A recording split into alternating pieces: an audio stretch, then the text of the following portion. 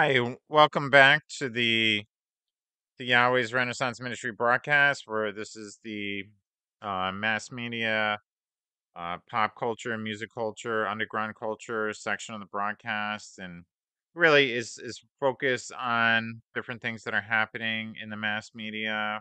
A lot of very um, unfortunate things are happening in television shows and Hollywood and the music industry, and this is really meant to kind of cast a spotlight on those types of activities. But it's been happening for decades.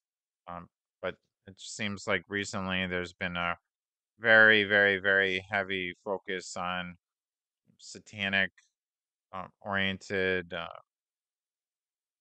films and music and performances, occult rituals, and things of that nature. So, but overall, this is really just meant to kind of highlight different things that are happening in the overall world culture. So, in this particular part of the broadcast, I want to focus on um, an article that was written in the um, on the website Vigilant Citizen, which is it's always posts very interesting articles analyzing things that are happening in the music industry or Hollywood or just anything happening in the world that is just very unusual or occultic in orientation or maybe something that is very totalitarian in orientation in terms of some kind of agenda that's some kind of Big Brother 1984 type scenario that's unfolding that people should be aware of, and they've just done a very good job over the last decade of just putting out consistently thorough and interesting articles and exposés on different things that uh, have have come out in different mediums, and it, I just find it very interesting and very compelling to read. So this is a focus on something, a presentation that was done in the World Economic Forum that happens every year in Davos, Switzerland. So basically, it's led by a number of different leaders.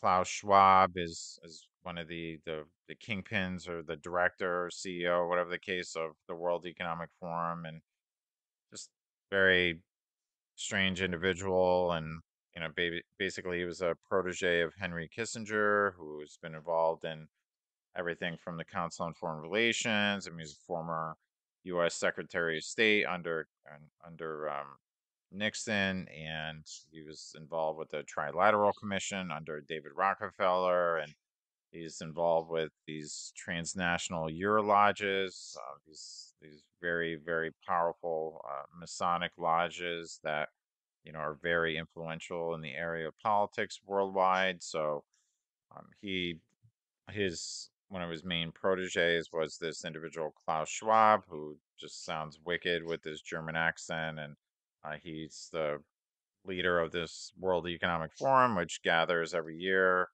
all these CEOs of multinational corporations, international banking empires, hedge funds, and very influential media personalities and media moguls, whoever. It's basically the elite of the elite, if you want to call it that, in terms of world industry. But this was kind of disturbing. I just read it just a little while ago, or the article is a very brief article, but it was very interesting. But at the same time, it was more of a just an expose with the video of this particular presentation, and I'll get into it in 1 second. So the World Economic Forum, WEF, wants to monitor your brainwaves to raise productivity and to, let's see real quick, just gonna open it up,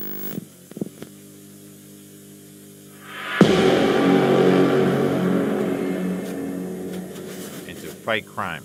So this is just another step in the direction of, you know, so this is, I guess this is like a vigilant citizen video that was done, but I don't know. They put out very good material. It's very interesting. I feel completely aligned with a lot of things that they do. I can't say that I'm in perfect alignment with their information, but a lot of it is very much on point, and they do an excellent job of of analyzing everything from the music industry to Hollywood to things like this with the World Economic Forum. And it's just unfortunate what's unfolding behind the scenes. And it's nice to hear about this stuff because it's not something that's really advertised in the mass media per se. But it's important to be aware of what's happening with these extremely influential leaders that can put stuff like this uh, into our lives, on a daily basis, can introduce any number of things through technology because they really have all the power and influence via these multinational corporations that are represented at this particular forum. So battle for your brain. So this is lovely.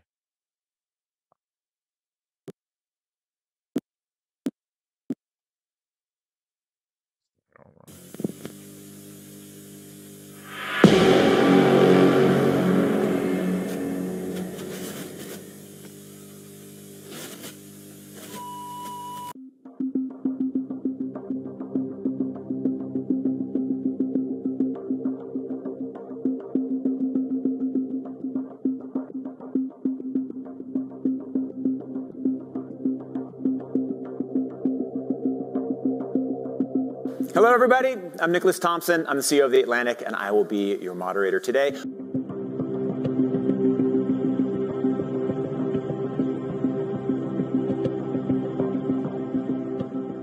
We are going to have an incredible session.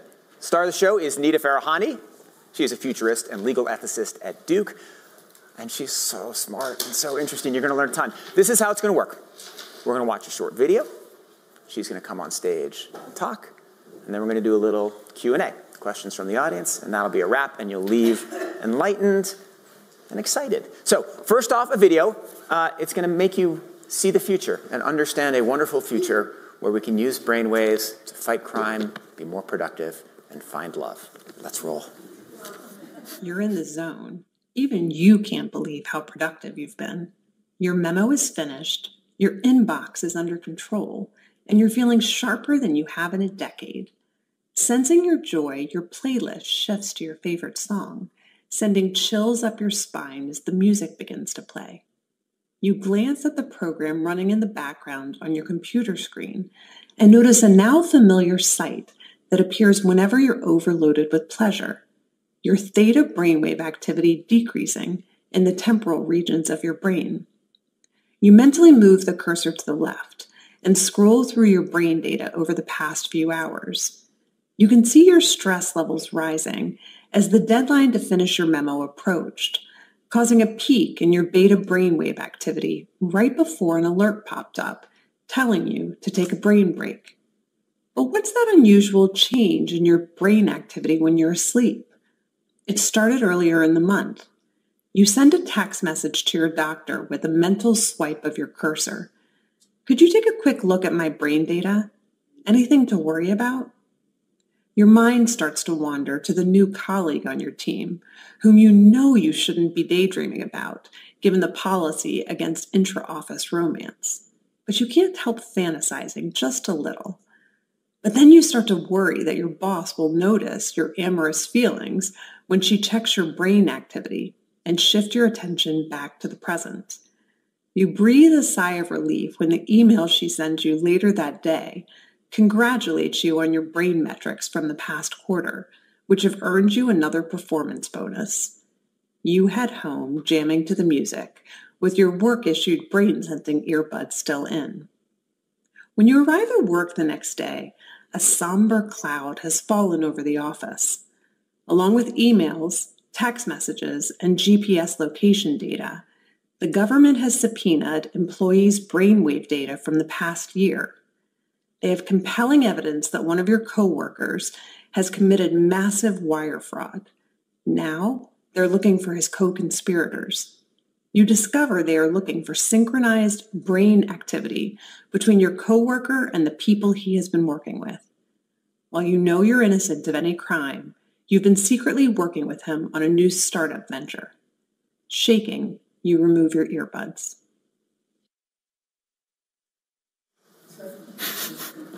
What do you think? Is it a future you're ready for?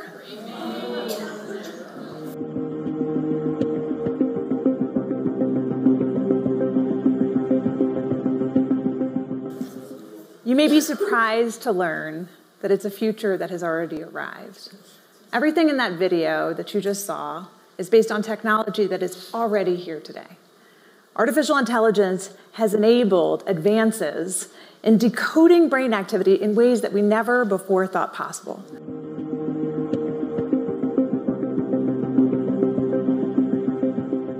In more than 5,000 companies across the world, employees are already having their brainwave activity monitored to test for their fatigue levels.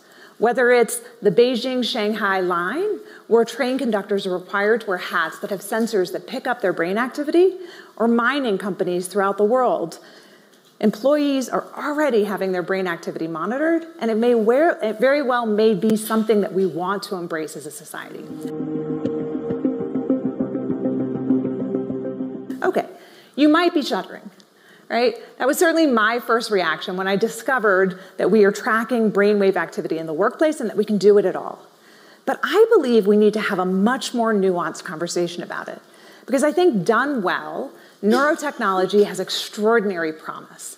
Done poorly, it could become the most oppressive technology we've ever introduced on a wide scale across society.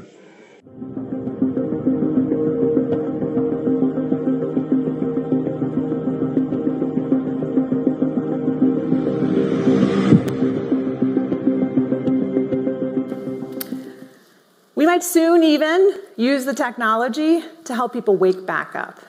This is a haptic scarf that MIT Media Lab has developed, which uses brainwave technology in a responsive way to give a person a little buzz, literally, when their mind starts to wander, to help them refocus and hone their attention.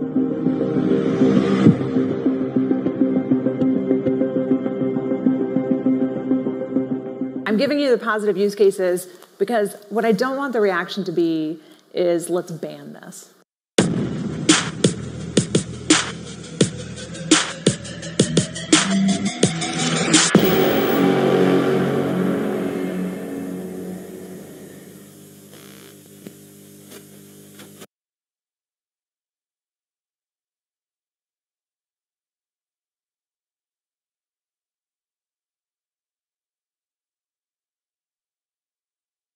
That was yeah, it's incredibly disturbing. I don't even know where to begin with that. I mean, haptic scarves that shock you if you're what taking a nap or something out of nowhere, or the idea of monitoring people's brain waves. I mean, this definitely ties into this whole reality, this futuristic Orwellian 1984 potential Brave New World reality that people have been concerned about for decades at this point, and little by little it's unfolded, even from the time that people started using the term politically correct. Well, what does that mean, politically correct? People always have to like question what they're thinking or saying because they have to wonder whether or not it's politically correct. Well, who decides what's politically correct or politically incorrect?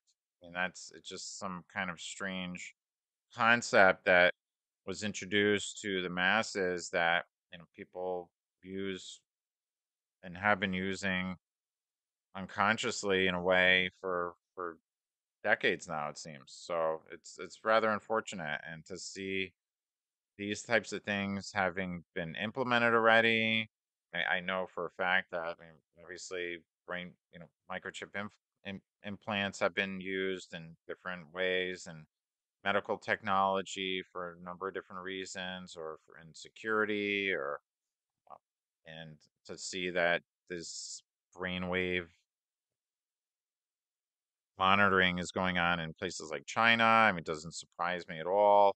And people have to wear some kind of helmet that has sensors that pick up your brain activity, and then somebody monitors your brain activity, and it's just out of control. I mean, it definitely ties into the reality that was outlined in movies like Minority Report, unfortunately, which is just beyond creepy. And it just seems to be ultimately tied in with a futuristic Mark of the Beast technology, Mark of the Beast system, which it just makes sense that people are talking about these things and talking about these things as being positive having a positive role in our society. So to see anything like a microchip in the future being implemented as the only way of accessing a fully computerized digital cashless economy is really the death of humanity, in my opinion, and obviously has a lot of really bad consequences. So anyway, I just wanted to bring that to people's attention, and hopefully